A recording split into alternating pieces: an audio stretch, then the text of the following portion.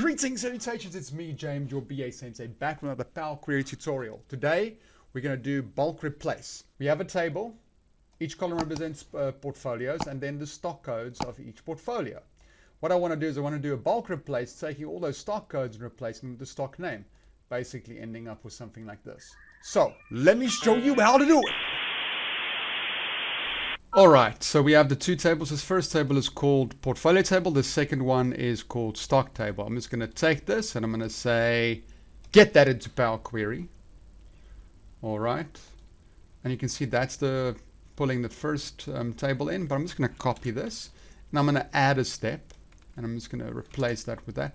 And I'm going to say I want to pull the stock table in as well. So your second lookup table name in there as well, and now you basically will have the original source, which is your table, and then you have your lookup table. I'm just going to rename this F2 to stock code source.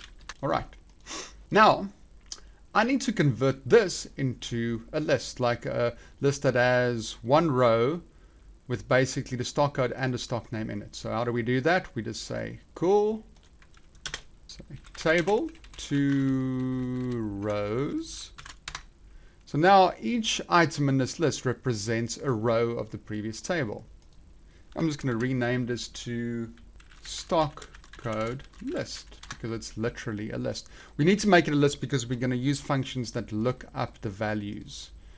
Basically the value pair, the code for the description. The two functions we're going to be looking at is table transform columns, which is a very powerful function. We're only going to use it in limited capacity, and then we're going to use list replace matching items. All right, cool. Then we add a new step, and here we're going to say table transform columns. We need to give it a table we're going to transform. I'm going to go back to my original source, which is my portfolio list. And for the transforming, I'm not going to transform anything. I'm just going to give it a blank list row there.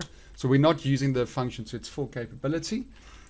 And then we say each, yes, because now we're going to apply the list replace matching items, yeah. And we're going to give it that first source table as a list.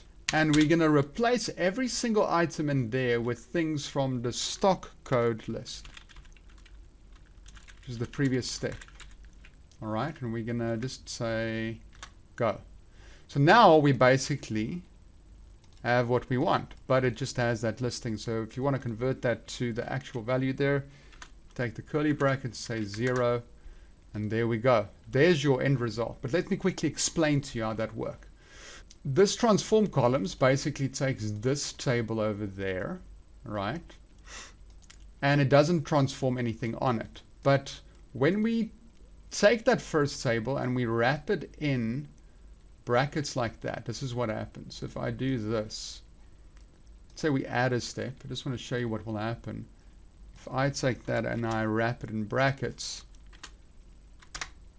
it creates a table. It's actually a list. So it's a table in a list. So that's what we did there. So that step converted that into that. And then the stock code lists then basically uses this value pair, that code, and then looks up the value there. So if we look at the function, if you look at the replace matching items function, if you have a list of numbers there, you feed it the character that you want to replace, like that 5, and what do you want to replace it with? And I want to replace that with a -5. So if you look at the result, 5 gets replaced by a -5. And that's exactly what we did. And that's how we end up with this last little guy over there. If we load that like that. Yeah. So I hope that helps you think a little bit differently about using those two functions in your daily work. Yeah. BA Sensei signing out.